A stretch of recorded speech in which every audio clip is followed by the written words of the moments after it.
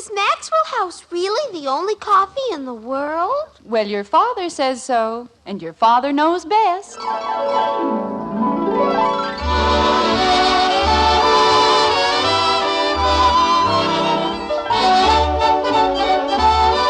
Yes, it's Father Knows Best, transcribed in Hollywood, starring Robert Young as father. A half-hour visit with your neighbors, the Andersons. Brought to you by America's favorite coffee, Maxwell House. The coffee that's always good to the last drop.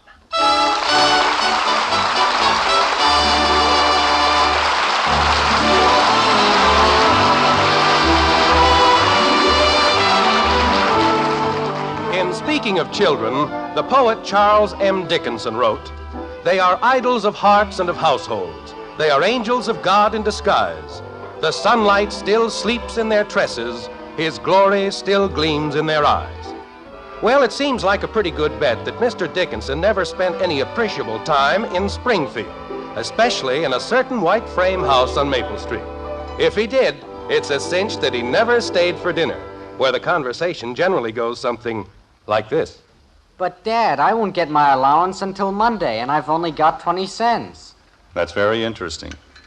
Kathy, stop playing with your mashed potatoes. Yes, Daddy. It isn't as if I needed a whole lot. Heck, what's 50 cents? Well, lately I've heard it referred to as a 1950 nickel. That was a joke, Margaret. 50 cents, 1950 nickel. You see? I heard you, Jim. Oh, well, I just thought. Bud, will you please pass the bread? Gosh, if you needed 50 cents and I had 50 cents, you know I'd be only too glad to lend it to you. Well, that's very noble of you. You mean I can have it? No. That's wonderful gravy, Margaret. Well, thank you, dear. Would you mind passing it, Betty, please? Here you are, Father. Thank you. Say, Mom. Your mother's not going to lend you the 50 cents either, Bud, so stop bothering her. I wasn't bothering her, Dad. I just thought... Jim, if Bud really needs the money... This is Thursday, Margaret. He got his allowance only 3 days ago. Well, how did I know she was going to be a pig? Who? Marion Swift. Believe me, it'll be a long time before I invite her in for another malt. All I said was, would you like a malt? And you know what she ordered? A triple-decker sandwich and a hot fudge sundae. With nuts. That is one of the unfortunate things about life, Bud. All women are born hungry. Why, Jim. Especially beautiful women. I hope she gets a stomachache. Bud. That'll teach her.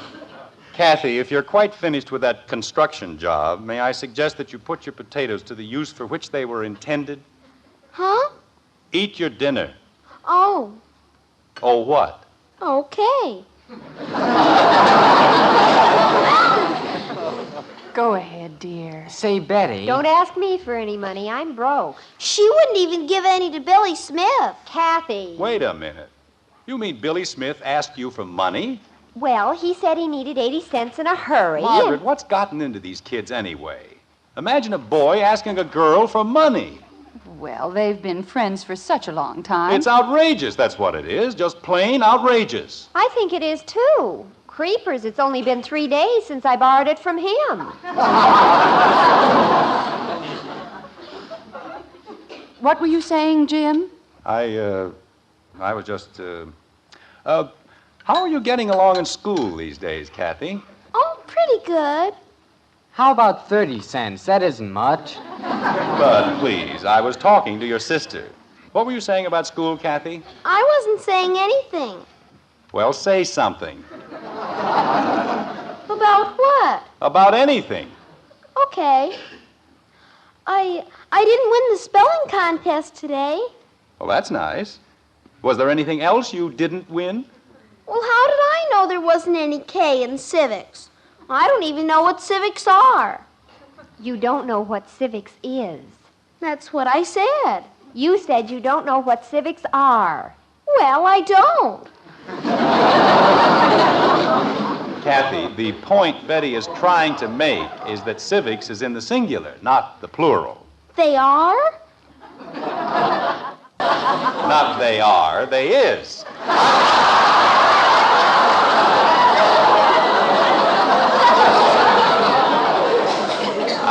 It is. What is? Civics is. Kathy, civics is a noun. And there's just one civics, like Yonkers. There's only one Yonkers. What are they? Yonkers is a town. It's a place where people live. Why? Because they... Kathleen, eat your dinner. But you didn't tell me I what... said eat your dinner. Jim, I think you're being very unreasonable. Why don't you tell Kathy what she wants to know? I did tell her. I told her civics was a singular noun. What more is there to tell? You can tell her what civics are. Or is. Well, all right.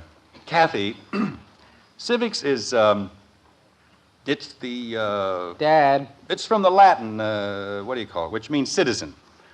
And, well, you see, Kathy, the government is divided up into certain groups and certain other groups. Dad. Now, the government has a certain responsibility to the people, and the people have a certain responsibility to the government, which is the way it should be, isn't it?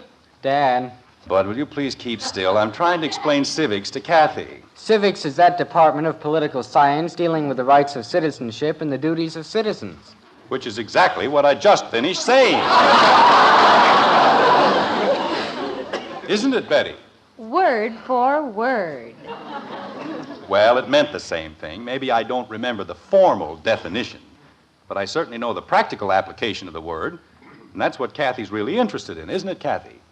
It is? Take Springfield, for example. We know that we have a mayor, a city assembly, and the usual city employees. Now, each of these is a public servant, and his principal duty is to protect the rights and privileges of the people. That's clear, isn't it? Jim, I'm sure that Kathy doesn't care Just a about... minute, Margaret. This is very interesting. What was that, Betty? I was just clearing my throat, Father, so I can listen better. It's high time this family took a little interest in something other than boyfriends and the price of hot fudge sundaes. But I didn't ask it. Never mind, Bud. I'm explaining about civics, and it's very interesting. Isn't it, Kathy? Oh, sure. It's up to the citizens of every community to see that their rights are protected. That's why we have elections, to keep the public servants on their toes. Now, take the mayor, for example. If we think the mayor is doing a bad job, we don't vote for him again. We throw him out, put somebody else in. Betty, we'd better start clearing the table. Okay. Anytime a public servant thinks he's bigger than the people, well, that's the time to watch out. Now, take this new highway. What right do they have to tear down the old meeting hall for a new highway? That's what I want to know. Don't take the cake, Mom. All right, dear. I don't mind progress. But there's such a thing as sentiment, too. That building is a monument, and it holds precious memories for everyone in Springfield. But do they care? No. They're going to tear it down, build a road. And they didn't even have the decency to ask the people if that's what they wanted. Margaret, Go ahead, dear. We're listening. we've taken just about all we're going to take from that bunch of incompetents in the city hall. After the next election, they'll be out selling pencils on the street corners. And if they think... Kathy, will you please stop fidgeting? But I don't understand something. Well, I've made it perfectly clear. I know, but what are Yonkers?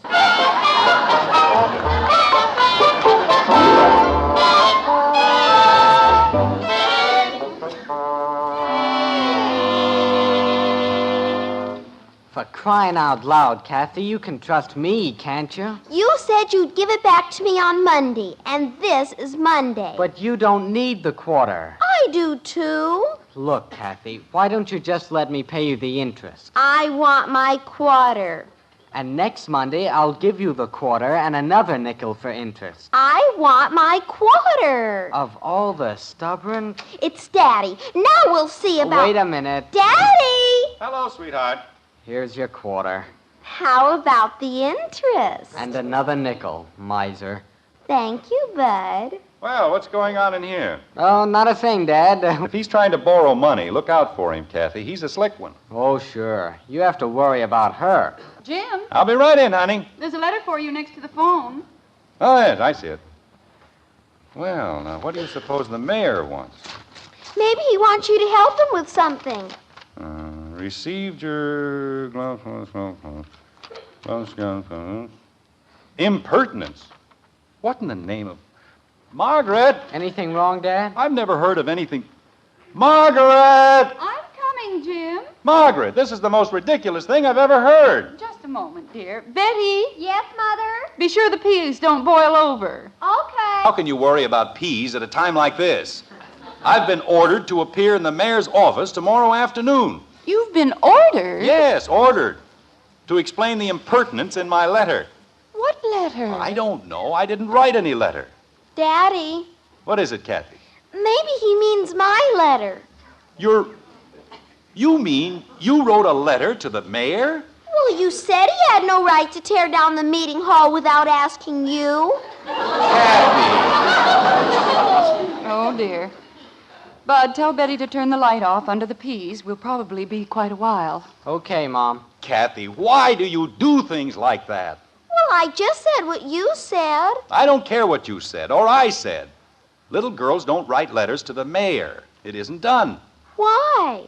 Because he's a busy man. He's got too many other things on his mind. But you said he shouldn't build the road. I know what I said, and I still say... Jim, I'm sure you can straighten the whole thing out.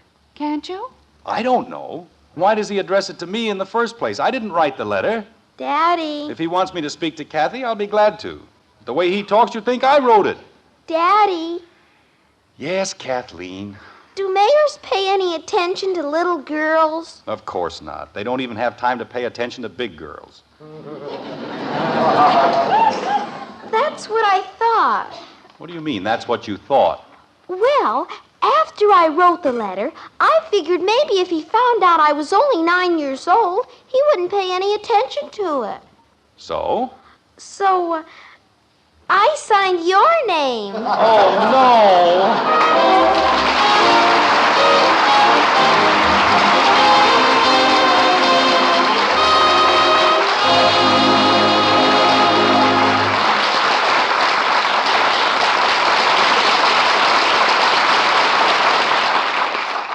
Well, that was a fine speech Father made at the dinner table, though Mother did seem to have some doubts. And yet there are some things every woman loves to hear at her dinner table. For instance, Best cup of coffee I ever tasted. you'd like to hear those words at your table, wouldn't you? Well, ma'am, tomorrow you can hear them, and from the world's greatest coffee expert. That's right, because the #1 expert is your husband. Of course, to the coffee trade, we're experts, too. After all, more people enjoy our Maxwell House coffee than any other brand. But the expert with the final say-so, he's that man of yours. And if you'll fill his cup with Maxwell House, we're mighty sure he'll say, Best coffee I ever tasted. in fact, if he doesn't, we'll give you your money back. That's how sure we are. You see, we know no coffee tastes like Maxwell House because no coffee's made like Maxwell House. That famous good to the last drop flavor comes from just one thing, our recipe. A recipe demanding certain fine coffees blended just so. And only Maxwell House has that recipe. So get a pound of Maxwell House tomorrow. Serve it to your husband. If he doesn't say, best coffee ever, why, just send us the can and unused portion, and we'll gladly refund the price you paid.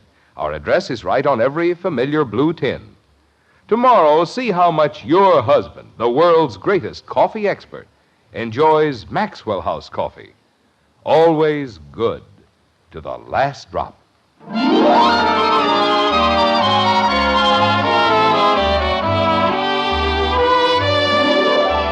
An ancient Greek named Euripides is supposed to have said, "The gods visit the sins of the father upon the children." If that's what he said, Mr. Euripides had rocks in his head, or else he'd never run across a family named Anderson.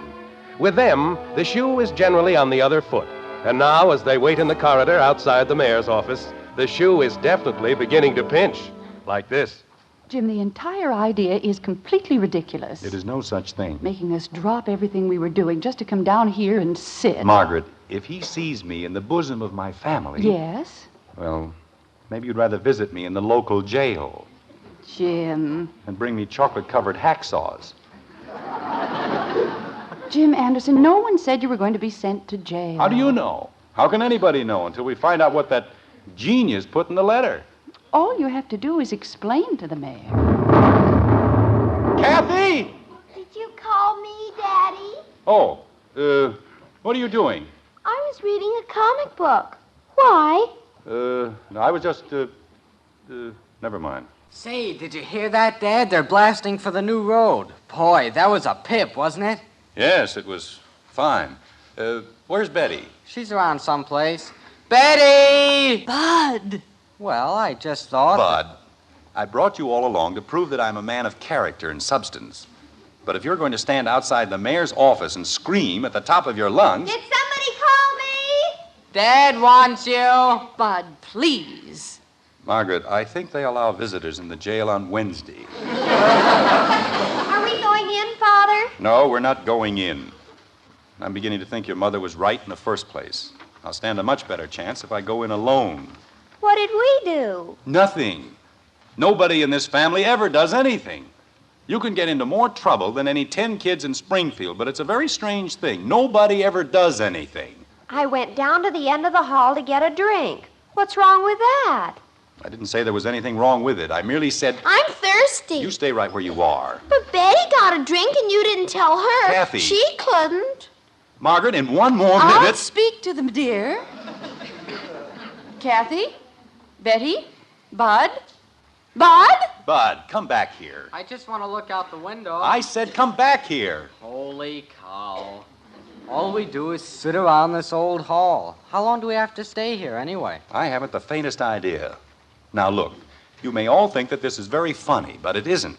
I'm in a very serious predicament. Why, Jim, as soon as you tell him that Kathy wrote the letter... He's going to ask where she picked up the ideas. Don't you understand, honey? The mayor isn't a stupid man. He knows that children don't have political opinions. They're like parrots. They repeat whatever they hear. Well, why don't you tell him I heard it on the radio? You heard what on the radio? That he's a crook.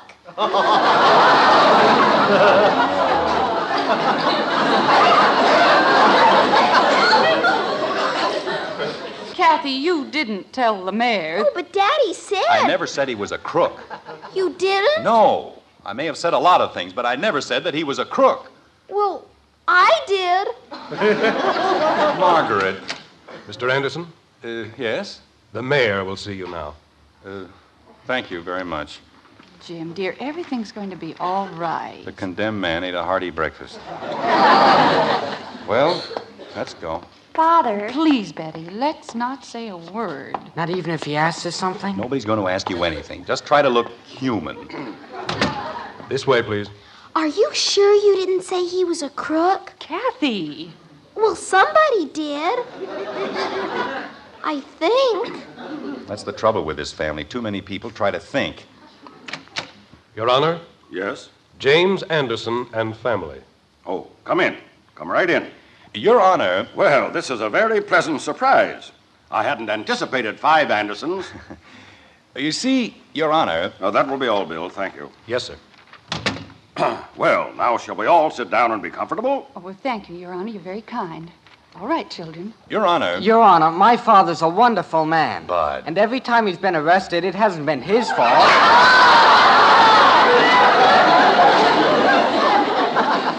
Your Honor, I've never been arrested in my entire life. Why, Father, don't you remember the time you thought the car was stolen and the police... Betty, Well, they said you were driving a stolen car. it was my own car. It was a mistake. Well, that's what Bud said. Betty, please.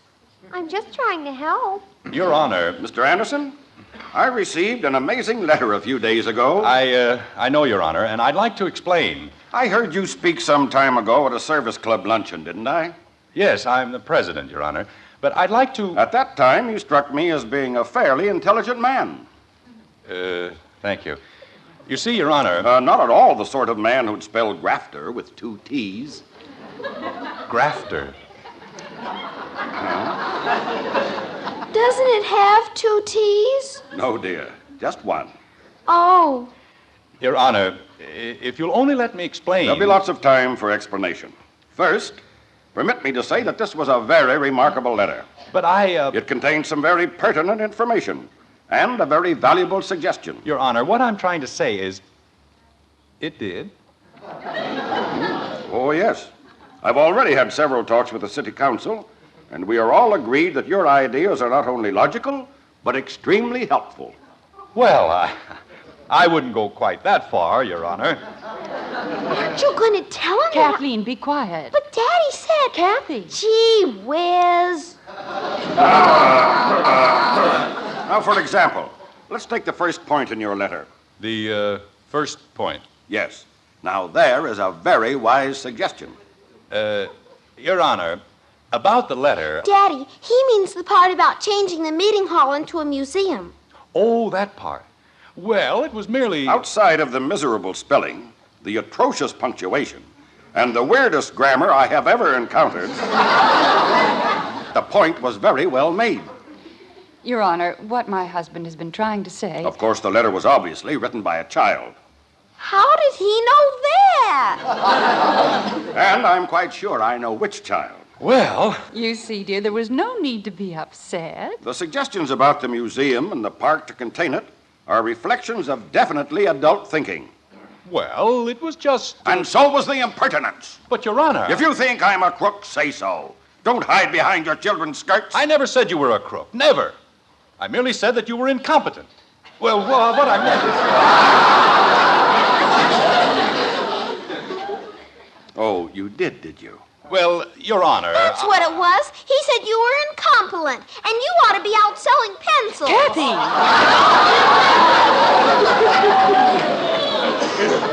Well, I knew it was something like that. Now, see here, Anderson. Your Honor. Tell him what you're going to do to him next year, Daddy. Kathy, will you please? He's only a servant anyway. And if he doesn't stand on his toes, we're going to fire him. Kathy, be quiet. But you said he was a servant. Kathy! And you were going to throw him out and put somebody else in. And then you said... Want me to sit on her, Mom? Anytime the mayor thinks he's bigger than the people... Let's both sit on her. It's time somebody did something. And if he thinks he can get away with it... Ow! Bud! She bit me. Well, he had no right to put his hand over... Your Honor, I'm very sorry about this whole thing, but you see, we were talking at dinner the other night. I love my daddy. Kathleen! And nobody's going to put him in jail. Kathy. Even if it doesn't have a K. What doesn't have a K? Yonkers.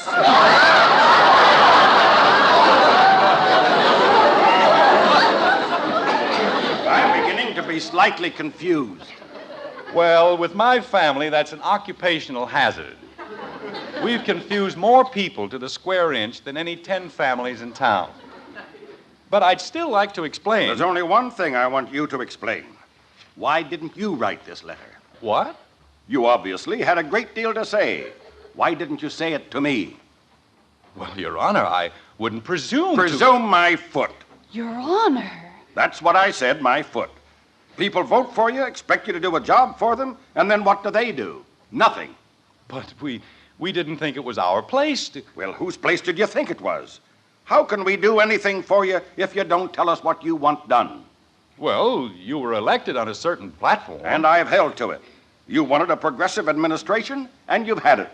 Yeah, we didn't want you to tear Springfield apart. Then say so. Don't tell your children. Tell us. Go ahead and tell him, Pop. Well, go ahead. All right. What do you want to know? Why don't you like the new road? I do. It's just that, well, when I was a boy, I played on the steps of the old meeting hall. So did my father when he was a boy. You're tearing down more than just a building. You're destroying a whole page of Springfield's memory. And you suggest that we turn it into a museum instead. Is that it? Well, I thought you could move it a few blocks. There's a lot of vacant land east of the old meeting hall, and build a small park around it, something like that. Do you have any idea of the cost? No, but the people... Do you think the people would stand still for a bond issue to finance it? I think so. After all, if it's part of Springfield tradition... All right, then we'll do something about it. Excuse me. Bill.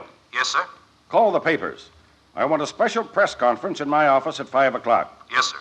Tell them it's about starting a campaign to save the old meeting hall for some of our sentimental citizens. Yes, sir. Now, is there anything else? Well, our school gets out awful late. Kathy. Your Honor, Do you still think I'm a crook and a grafter? I never said that, Your Honor. I merely said that you were, Incompetent. Kathy, when we get home, remind me... Anderson, we're here to do a job as best we know how. And it's up to you to see that we do it. Or you'll be out selling pencils. Kathleen, please. Well, Daddy said... Your Honor, all I ever said... You said you'd vote me out of office, didn't you? Well, yes, but... Why don't you give me a chance? If you don't like what I'm doing, tell me. Don't let me find out about it at the polls. Then it's too late. Your Honor, I merely said... We want to do our job for you in the best possible manner. But we aren't mind readers. You've got to tell us when we're off on the wrong foot. Well, if you'll just... There's only one thing wrong with you, Anderson, and it's the same thing that's wrong with most of the people in this country. What you need is a good lesson in civics.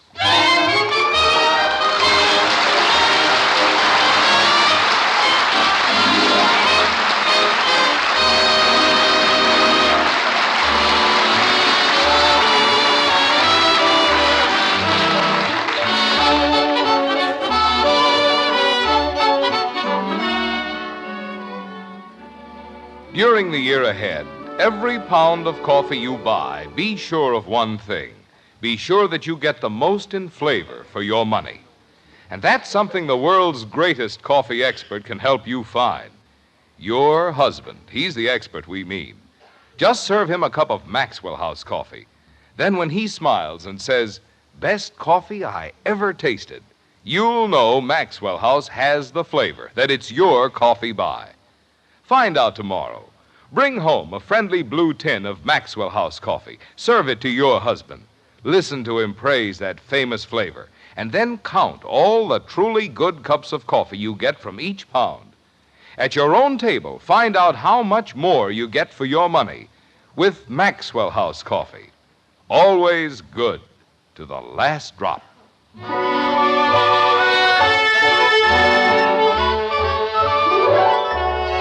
Time goes by as time has a habit of doing. And once again, it's the dinner hour in the White Frame House on Maple Street. Considering that it's the Andersons, things are pretty calm. Well, for the moment at any rate. Like this. Let me see. Bread, butter, cream. Betty! Yes, Mother? You'd better bring in some more spoons, dear. Okay. Dinner about ready, honey? Just about. Come on, Bud. Let's go upstairs and wash. You bet. Say, Dad, you don't suppose they'll put our pictures in the paper, do you? Why should they? Well, I mean, after all the mayor said about the park... Bud, I'm perfectly happy just staying out of jail. Hi, everybody. Kathy, where on earth have you been? I was out. Why, is dinner ready? Young lady, when you know it's dinner time, why don't you stay where we can find you? But I had to go down to the corner. What for? I had to mail a letter to the president. Oh, no.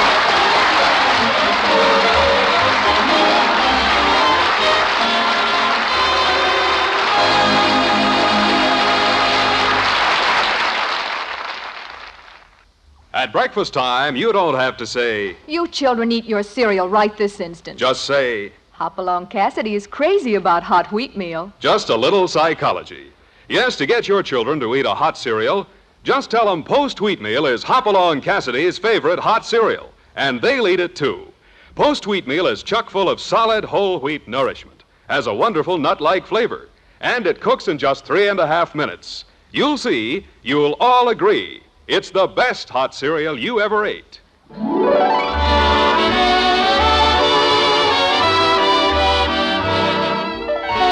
Join us again next week when we'll be back with Father Knows Best, starring Robert Young as Jim Anderson, with Roy Bargy and the Maxwell House Orchestra, and yours truly, Bill Foreman. So until next Thursday, good night and good luck from the makers of Maxwell House, America's favorite brand of coffee. Always good to the last drop. Father Knows Best was transcribed in Hollywood and written by Ed James. Now stay tuned in for Dragnet, which follows immediately over most of these stations.